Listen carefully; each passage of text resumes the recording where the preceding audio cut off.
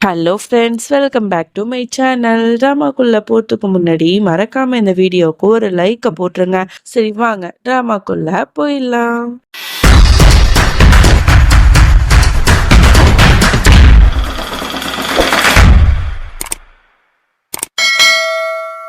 Starting சீன்ல பரத்வாஜ் வீட்டில் தான் காட்டுறாங்க. இன்னைக்கு ரொம்ப நல்ல நாளுங்கிறதுனால இன்னைக்கு பூஜை பண்ணலாம் அப்படின்னு சொல்லிட்டு பரத்வாஜ் வீட்டில் இருக்கிறவங்கலாம் முடிவு பண்ணி புரோகிதரை வீட்டுக்கு வர வச்சிருப்பாங்க.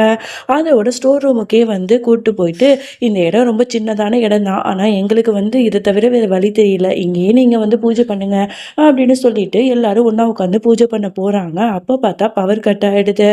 என்னடா அது, இவ்வளோ நேரம் கரண்ட் இருந்துச்சு, எப்படி போணுச்சு அப்படிங்கிற மாதிரி எல்லாரும் யோசிச்சுட்டு இருக்காங்க. ஸோ இது எல்லாத்தையுமே பண்ணது சசி தான். அவளுக்கு செம்மையா காண்டாகும். இவங்களை என்னதான் கொடுமைப்படுத்தினாலும் ஏதாவது ஒன்று பண்ணிக்கிட்டே இருக்காங்களேன்னு சொல்லிட்டு தான் பவர் கட் பண்ணியிருப்பா. உடனே வெளியில பார்த்தா ஒட்டுமொத்த வீட்லயுமே லைட்டு ஜெகஜோதியா எரியுது. ஆனா ஸ்டோர் ரூம்ல மட்டும் லைட் இல்லை. இதெல்லாம் சசியோட வேலை அப்படின்னு சொல்லிட்டு புரிஞ்சுக்கிறாங்க.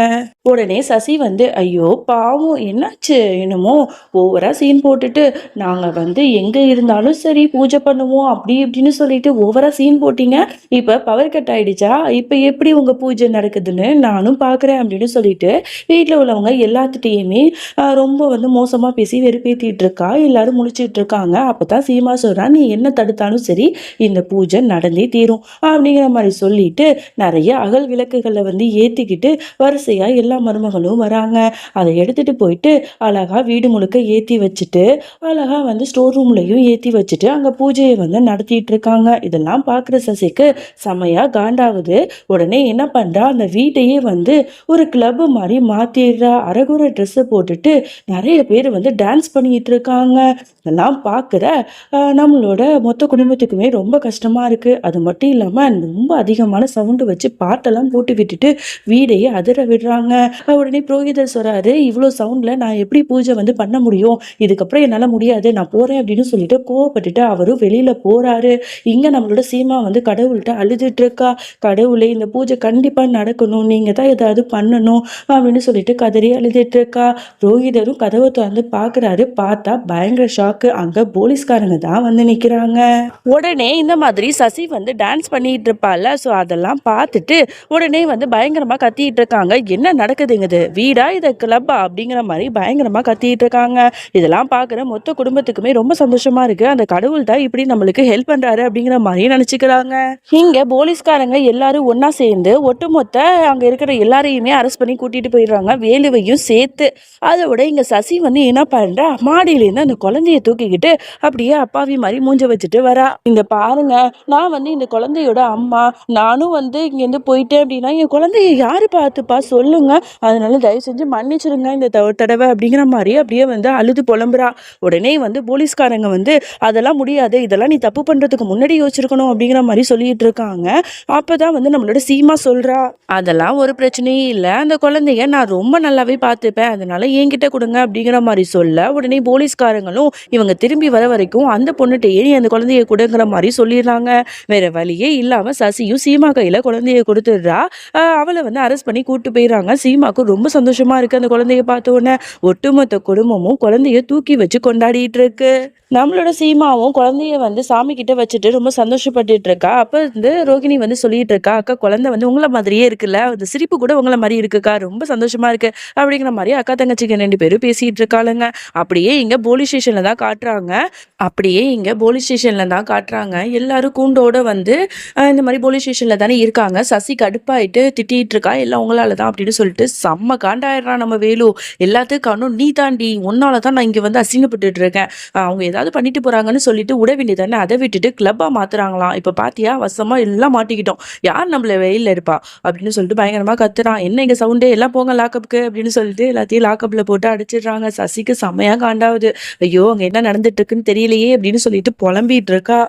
அதோட இங்க அப்படியே வீட்டுல தான் காட்டுறாங்க. எல்லாரும் சசி போனதுனால அந்த வீட்டை தன்னோட வீடு மாதிரி கொண்டாட ஆரம்பிக்கிறாங்க. எல்லாரும் சாமி ரூமுக்கு போறாங்க. அங்க கண்ணா பின்னாடி சரக்கு பாட்டில் எல்லாத்தையும் போட்டு வச்சிருப்பாங்கல்ல, எல்லாத்தையும் கிளீன் பண்ணிட்டு அவர் பூஜை பண்ண சொல்றாங்க. நல்லபடியா நம்மளோட அஞ்சலி பாப்பாக்கு பேரும் வச்சிடுறாங்க, அவளுக்கு அஞ்சலி அப்படின்னு சொல்லிட்டு. அதோட எல்லாரும் ரொம்ப சந்தோஷமா என்ஜாய் பண்ணிட்டு இருக்காங்க. அவ்வளோ ஆனந்தமா இருக்கு அவங்களுக்கு. அப்புறம் பேரு வச்சுட்டாங்கன்னா, அந்த ஸ்வீட்டோட கொண்டாட வேணாமா? லட்டுலாம் செஞ்சுட்டு எல்லாத்துக்கும் குடுத்துட்டு இருக்காங்க. ரோஹிணி தான் எல்லாருக்கும் குடுக்குறா. சித்தார்த்துக்கும் வந்து குடுக்குறா. ஆனா சித்தார்த் வந்து இவகிட்ட பேசவே மாட்டா. ஒரு மாரி அவாய்ட் பண்றா. இவளுக்கு ரொம்ப கஷ்டமா இருக்கு. அதோட தனியா கூட்டிட்டு போயிட்டு இவகிட்ட வந்து பேசிட்டு இருக்கா. "ஏங்க என்னாச்சு? ஏன் வந்து என்ன அவாய்ட் பண்றீங்க?" அப்படின்னு கேட்டா, "நீ தானே வந்து என்கிட்ட இந்த மாரிலாம் பண்ற. இப்ப நீ தான் என்ன அவாய்ட் பண்ற. என்னைக்கு வந்து இந்த குடும்பம் 2ஆ பிரிஞ்சுச்சோ, அன்னையிலேருந்தே வந்து என்கிட்ட நல்லா பேசக்கூட மாட்ற. நைட்லாம் வந்து அடிக்கடி எங்கேயோ போற. ஆனா நான் கேட்டா ஒண்ணுமே சொல்ல மாட்ற." அப்படிங்கிற மாரி எல்லாத்தையும் புலம்பிட்டு இருக்கா. அப்ப ரோகிணி வந்து, நான் இந்த குடும்பத்தோட நல்லதுக்கு தாங்க எல்லாமே பண்ணுவேன். என் மேல நம்பிக்கை வைங்க. நம்ம 2 பேரும் கொஞ்ச நாளா பேசுறதில்ல. ஆனா கண்டிப்பா எல்லாமே ஒரு நாள் சரியாகும். என் கூட நீங்க எப்போதும் இருக்கணும். அதுதான் எனக்கு வேணும்." அப்படிங்கிற மாரிலாம் இவங்க 2 பேரும் ரொம்ப எமோஷனலா பேசி ஒரு வழியா சேர்ந்துடுறாங்க. அப்ப 2 பேரும் ரொமான்ஸா இருக்கிற அந்த நேரம் பார்த்து, சித்தார்த்துக்கு ஆஃபீஸ்லேருந்து கால் வந்துருது. இந்த மாரி வேலை இருக்கு அப்படின்னு சொல்லிட்டு. வேற வழி இல்லாம நான் கொஞ்ச நேரத்துல வந்துருவேன் அப்படின்னு சொல்லிட்டு அவனும் ஆஃபீஸ்க்கு போயிடுறான். அங்க போயிட்டு எல்லா வேலையும் பார்த்துட்டு இருக்கான். அப்ப பார்த்தா அந்த செக்யூரிட்டி பொண்ணு இருக்கால நேகா, அவளும் வந்துடுறா. அதோட வந்து 2 பேரும் ஒண்ணா சேர்ந்து நெறைய வேலை பார்க்குறாங்க. நெறைய ஒண்ணுக்கு மேல ஒண்ணு வேலை இருந்துகிட்டே இருக்கு. அதோட வந்து நைட்டு ஃபுல்லா வேலை பார்க்கறதுனால அவனால வீட்டுக்கு வர முடியல. இங்க நம்மளோட ரோகிணி வந்து மணிக்கணக்குல வெயிட் பண்ணிட்டு இருக்கா. எப்படா நம்ம புருஷன் வருவான் அப்படின்னு சொல்லிட்டு. ஆனா அவளுக்கு ஏமாற்றம் தான் கிடைக்குது. அதோட அடுத்த நாள் ஆகுது. ஆ இங்க வந்து சித்தார்த் வந்து இன்னமும் ஆஃபீஸ்ல தான் இருக்கான். அந்த நேகா பொண்ணு நல்லா படுத்து தூங்குறா. அவளுக்கு சுட சுட காஃபிலாம் போட்டுட்டு வந்து குடுக்குறான். ஆ இப்படி இவங்க 2 பேரும் இங்க பேசிட்டு இருக்காங்க. அப்படியே இங்க வீட்ல காட்டுனா, மறுபடியும் இங்க வந்து எல்லாரும் ஒண்ணா உட்காந்து சாமி கும்பிடுறாங்க. எவ்வளவு நாள் ஆச்சு இந்த மாரி நம்மளோட பூஜை ரூம்ல சாமி கும்பிடுறதெல்லாம் எவ்வளோ பெரிய பாக்கியம் தெரியுமா? அப்படின்னு சொல்லிட்டு எல்லாரும் சாமி கும்பிட்டுட்டு நிக்கிறாங்க. அதோட நம்மளோட சித்தார்த்தும் கரெக்ட்டா நம்மளோட ரோஹிணியோட கைய பிடிச்சுட்டு வந்து நிக்கிறான். அவனுக்கும் ரொம்ப சந்தோஷம். அதோட பாட்டியும் திரும்பி பார்க்குறாங்க. பார்த்தவங்களுக்கு பயங்கர ஷாக்கு. சசி வந்து அந்த இடத்துக்கு வந்துடுறா. "என்ன நான் இல்லாம எல்லாரும் ரொம்ப சந்தோஷமா இருக்கீங்க போல. அந்த சந்தோஷம் ரொம்ப நாளைக்கு நிலைக்காது. அதான் நான் வந்துட்டேன்ல."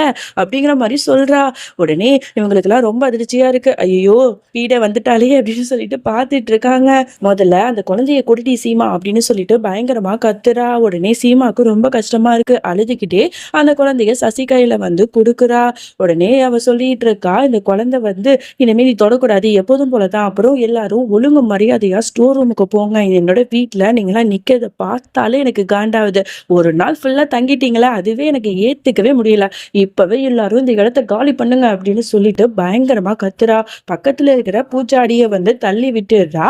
அத தள்ளி விட்டுட்டு அன்னிக்காரிங்கள கிளீன் பண்ண சொல்லி ரொம்ப தொந்தரவு குடுக்குறா.